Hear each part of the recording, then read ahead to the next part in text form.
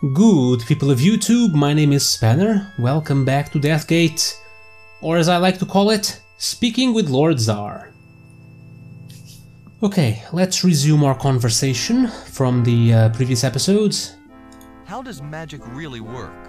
Magic is based upon possibilities. The possibility always exists that reality is a certain way.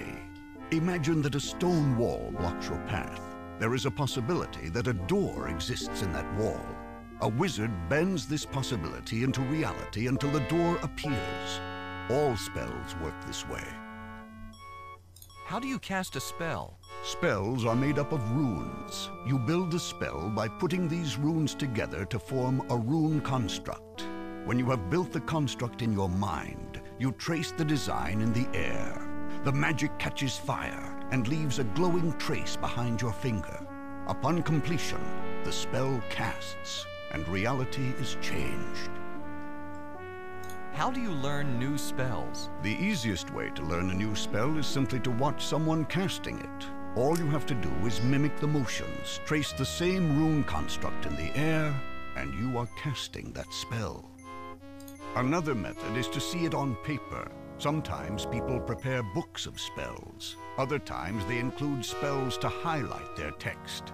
Spells could be found on any document.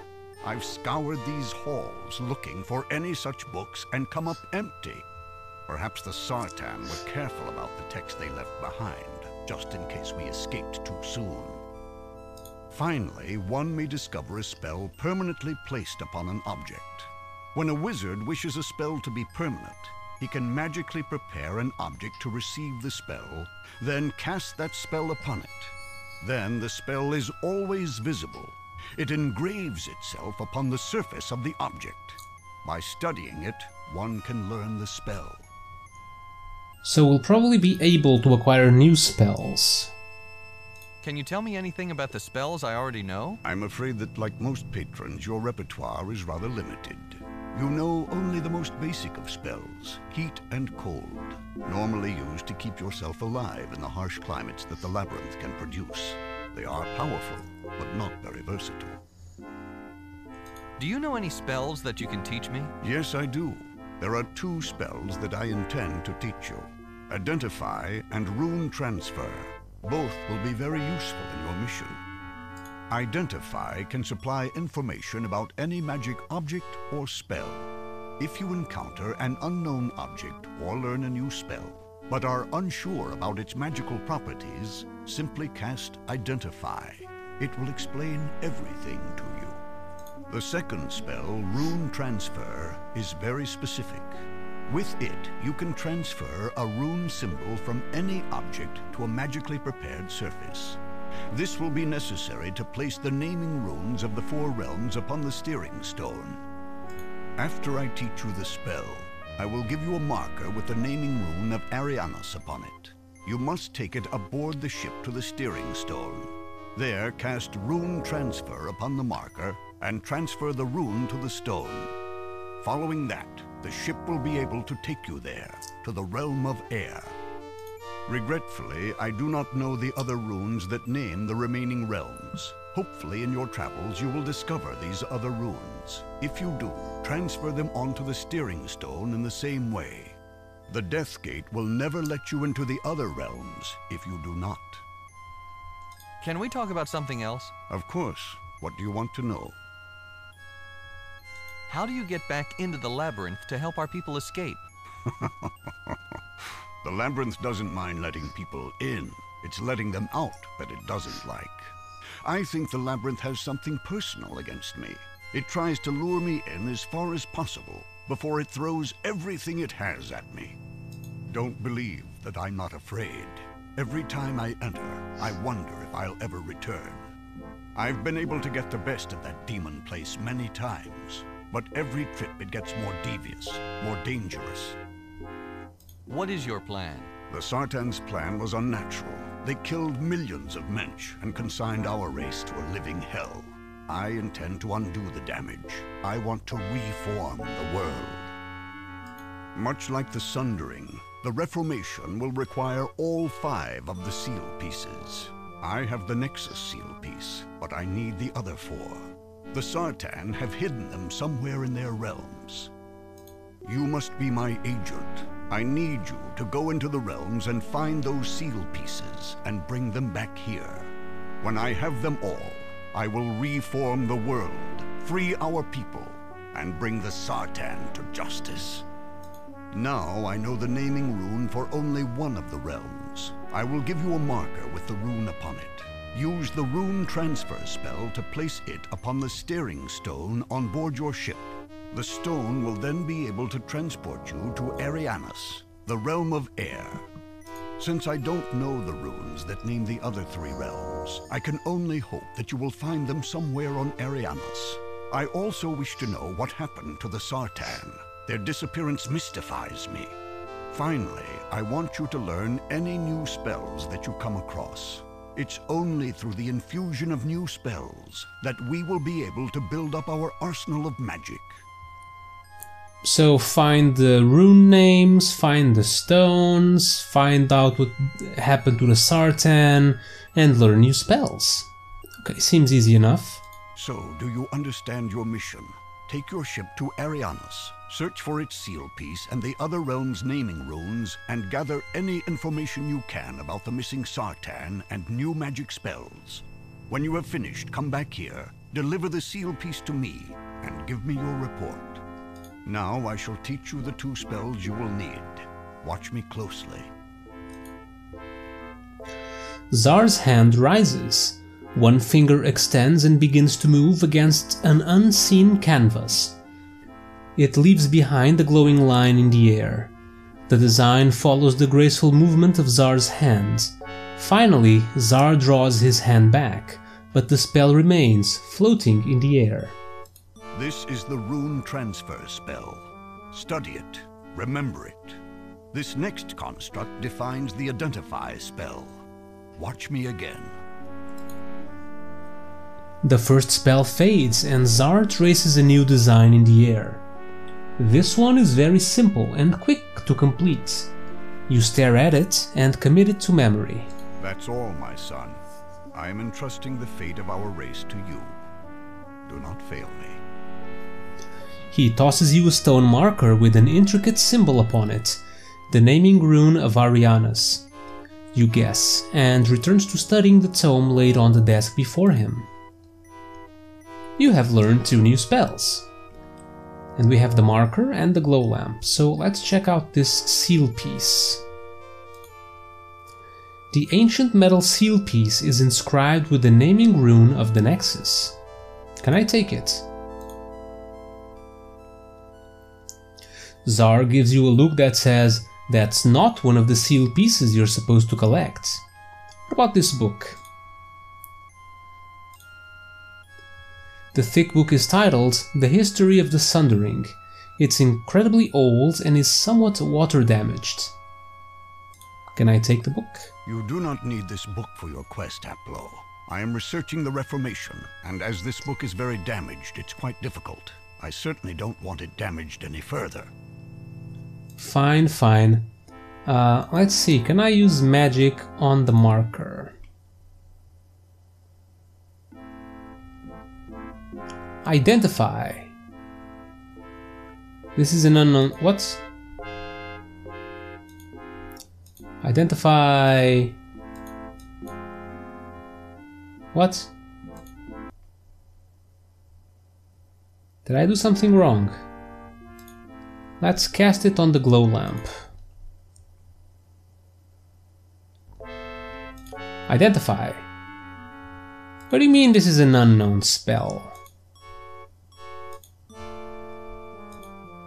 Oh, identify. So why is there identify here? Cast identify on the glow lamp.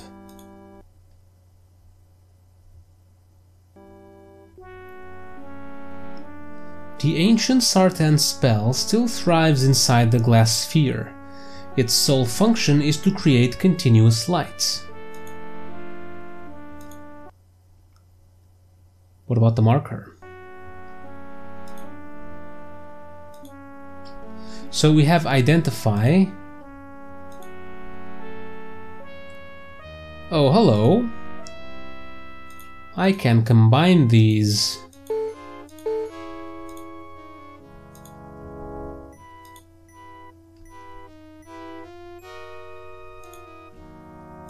Okay, this is interesting.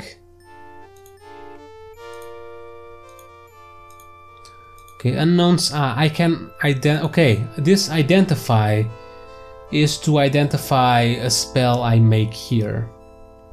So this simple rune is identify.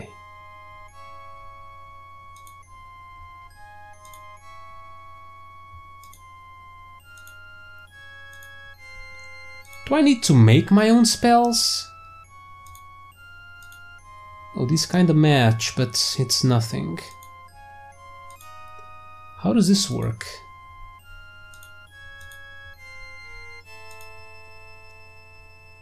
Interface for constructing and casting magic spells.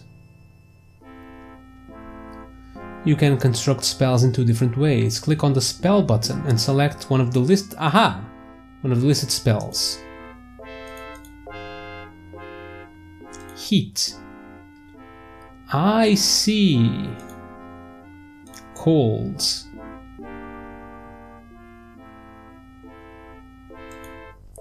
Rune transfer. But I see that they all have the same type of pattern. They're all hexagons, and you can connect these lines. I see. Okay. Let's check the help again. So you can construct spells in two different ways. Click on the spell button and select one of the listed spells. The spell will be constructed automatically from the available runestones. Or you can click on the runestones at the top of the screen, one at a time, until you create the spell that you want. Use undo to remove the most recently added runestone and reset to start again. A valid spell will glow bright red. The identify button on the right will tell you about the effects of any spell that is ready to cast. The cast button casts the spell. Okay, I think I understand now. So could I do something with this? This connects there. This doesn't do anything.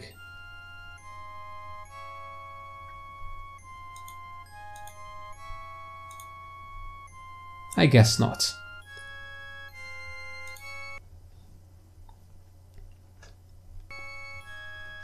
Okay, I think we are done here, so let's check the map. We can go two different ways, so let's go right here. Your ship is docked a short walk from both the Nexus City and the gate to the Labyrinth. What about here? This gate is the final portal of the Labyrinth. Oh! Thunderstorm. Just beyond is the hell you called home for most of your life. Look at the stairs. Simple stone steps lead up to the awesome gate of the Labyrinth. The mountains that border the Labyrinth are exactly what you would expect. Harsh, pointed peaks that remind you of fangs, completely unscalable. Don't quit. Can I... Damn, this is loud.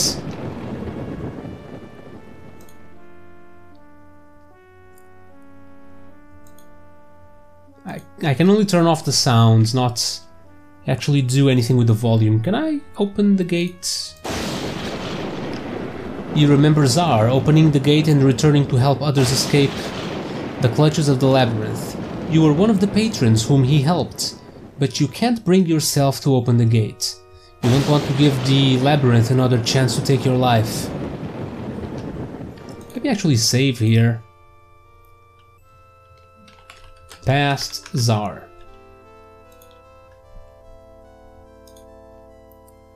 The gate to the Labyrinth is closed and you can't bring yourself to open it. Okay, that lightning is really loud. Okay, look at path. Simple path leads the way to the labyrinth's final gate. It felt much better coming the other way, away from that hellish realm. No, not go to. Look at Nexus City. The city of the Nexus is beautiful. It was created by the Sartan thousands of years ago to await the arrival of the Patryns, after the Labyrinth had molded you to fit into the new society. Even so, it remains very impressive. Look at ship.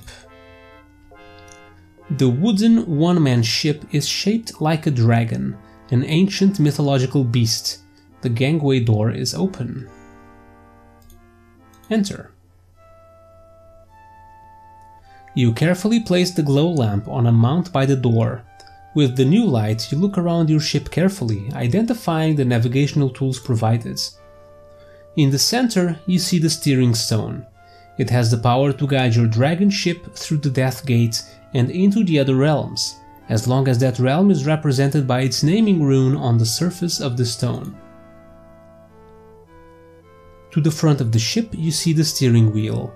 Once you've traveled to a new realm, this allows you to navigate your vessel to places within it. You stand in the cramped bridge of your one-man dragon ship in front of the navigational wheel and steering stone. I can only leave, okay.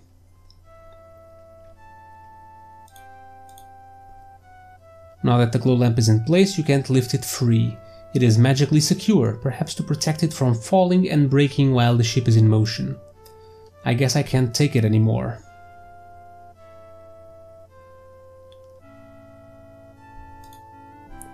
Okay, so what we need to do is cast magic on the marker. We need to use rune transfer and cast it on the stone.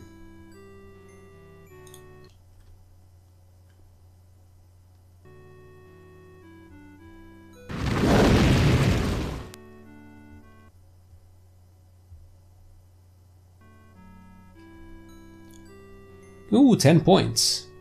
Okay, use the steering stone. You call on the power of the steering stone to take you through the Death Gate and into Arianus, World of Air. Here we go! In a flying dragon ship, which even has wings. Into the Death Gate.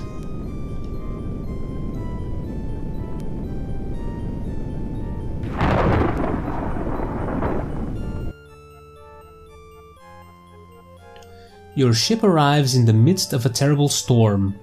Quickly, you look around for a place to land to ride out the weather, but all you see is space. There's no ground anywhere. Suddenly, through the lightning, rain and wind, you make out a floating island as big as a continent. You pilot the ship towards it and land on bare rock just outside a cave.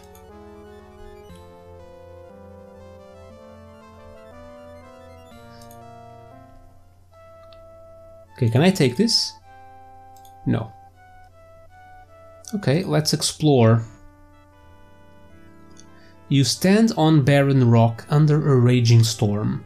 A cave opens into a mountain wall and a ramp rises into your ship. Okay, let's save again.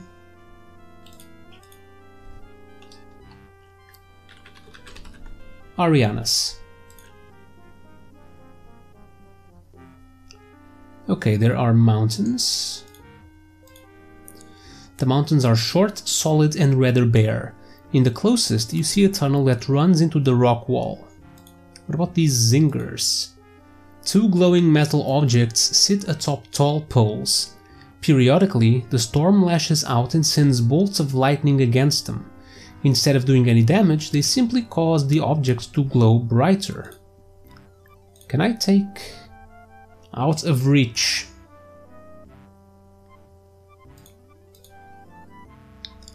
Three tall metal poles stick out from the ground. Two have strange glowing metal devices atop them. The third is bare. Look at the Dravelin Landing. Terrible storm rages overhead, lightning pummels the ground. Pummels the ground dangerously close to where you stand. Through the metal poles placed around the cave opening, draw the nearest strikes, leaving you relatively safe.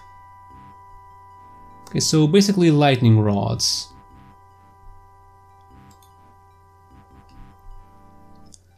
This small cavern contains a control panel, several pieces of furniture, and a female dwarf. The dwarf looks up at you in surprise. Oh my! You're huge! But you're not glowing. Are you a god? A god? Of sorts, perhaps. Why would I be glowing? All gods glow. At least everyone I've seen glows. How can you be a god if you're not glowing? You've seen gods around? Do they call themselves Sartan by chance? No. They just call themselves gods. Maybe you're thinking about some other gods.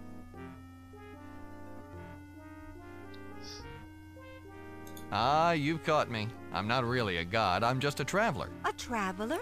Nice to meet you. I'm Jar. You're awfully big not to be a god, but you don't act like one. They're always yelling and commanding and taking things. Gods aren't very nice. Look what they did to my electric zinger panel. What did they do? They tore it apart, that's what. They tromped in here on one of their studies, ripped out one of the control switches, and removed a zinger from on top of its pole outside. Do they think that we have spares? They didn't even tell me why they did it either. Just because someone's a god doesn't mean they have to be impolite, you know. So who are these gods? Are they Sartan? I mean, there are still humans around. Could they be just normal humans or something? You don't like these gods very much, do you? What's not to like? They're rude, imperious, and self-centered. I'd heard that gods were supposed to be generous and helpful. Just because you're born casting light, that gives you the right to boss everyone around? I guess they cast spells. Probably Sartans. Electric zinger? What's that? The zingers are set up on the poles outside of the cave. When the lightning hits them, they suck up the electricity. I think the Kixie Winsy likes electricity or something. After the zingers have sucked up all they can hold, I pull these levers. Then the show starts. The Kixie Winsy? The Kixie Winsy? What's that? Why, it's the machine. How can you not know about the Kixie Winsy? It's everywhere. It digs our homes out from the earth, it makes water for us to drink, and does, well, other things too. It's our responsibility to care for it, so it can care for us as well. Show? What show? The zingers go crazy. They start spinning around and shooting sparks everywhere. Most of the electricity gets sucked into the Kixie Winsy, though, through the poles. Then my meters go back down, and I wait all over again. You mean that's all you do? Sit here and pull levers? It's not that easy. You have to know the very best time to pull the levers. My family has been pulling these levers for years, and I'm the best lever puller there's been in a long time. This is all very interesting, but can you tell me more about these gods? Well, they only showed up about 100 years ago. They dropped from the air in a flying ship. We were curious, of course, and were prepared to greet them as friends. But a glowing figure emerged and declared itself our god. At least one of many. None of us glow, and no one had ever claimed to be a god before, so we believed it. Now they've moved in and taken control. Personally, I liked life without all this divine intervention. Only 100 years ago, so maybe not Sartan? When it arrived, your glowing figure claimed to be a god, and you bought it? Why would someone lie about that? I wouldn't claim to be a god if I wasn't. Besides, he glowed. The way they explain it, you can't glow if you're not a god. If the figure didn't glow, would you have believed it? Probably not. If they looked like you, I would have just thought that they were big, but not gods. A few extra feet of height doesn't make you divine. How exactly have these gods taken control? They moved into the Kixie Whinsey control room and kicked everyone else out. They're always doing tests and things to it. I don't like them tinkering with the Kixie Whinsey as if they didn't know how to work it. I mean, if you're a god, aren't you supposed to know all that stuff? Anyway, they've also kept us away from the north exit. That's where their ship is. They've always got a guard there to make sure, like they don't trust us. If you're so upset with the gods, why don't you just drive them off? They're gods. You don't just tell gods to go away if they get inconvenient. I might not like them, but they're ours. If they weren't gods, though, you can bet we'd have gotten rid of them long ago. Nice place you've got here. Thank you. I share it with Limbeck. He'll want to meet you. I'm sure he'll be delighted to see a visitor. We've never had one before. Limbeck? I take it that he's another dwarf? Of course he's a dwarf. What else would I be sharing my quarters with? Is that his shirt hanging on the wall? Yes, he never picks up after himself. I made that hook specifically so he'd keep his clothes off of the floor, but I still have to do it for him. Does that mean you're attached? Well, yes. Someone's got to look after my Limbeck. He'd fall apart without me. This room doesn't look big enough for two. Maybe not two creatures as big as you. I'll have you know that this is one of the most spacious rooms on Drevlin. We're lucky to have it. You must really like this Limbeck. I'm glad that I can take care of him. He's such a gump sometimes. He gets so involved in his work that he even forgets to eat. I have to bring him in his food. That's why I keep the bread and marmalade handy. It's his favorite. Isn't that kind of a limited diet? Well, it's what he likes, and I have to make it perfectly. If there isn't enough marmalade, he calls it dry. If there's too much, he's so messy that he gets it everywhere. That's why I can't let him make it himself. He always puts far too much on. Does he like these gods as much as you do? He doesn't quite dislike them. He simply doesn't believe in them. He thinks that these gods have been taking advantage of us. We've been serving them when we were meant to serve the Kixie Whinsey. He says that we've been oppressed. What does he do that keeps him so busy? Mostly he writes speeches. They're supposed to enlighten the masses. He keeps telling people that the gods aren't gods, that he's seen the gods when they weren't glowing. Most dwarves don't believe him. Even I have a hard time, but I support him. He's my Limbeck after all. Seems like a smart dwarf, this Limbeck. Can we talk about something else? All right. Nice place you've got here. Thank you. Let's back up a Okay, second. nothing All new right. here. I've Okay. enjoyed talking with you, but I'd like to explore this Kixie Whinsey thing. Oh, certainly. Say hello to Limbeck if you get a chance. He's just in the next room. She immediately swings her gaze back to the gauges and studies them intently, totally oblivious to you. Alright, and with that, we've, well, that's all the time we have for this episode. So we finally left Zar, and we're in the realm of Arianus. And apparently there are glowing gods, so we'll have to look into that. But that'll have to wait until next time. For now, thank you guys for watching, hope you are enjoying Deathgate, and as usual, don't miss the next episode, because I won't. I will see you all next time.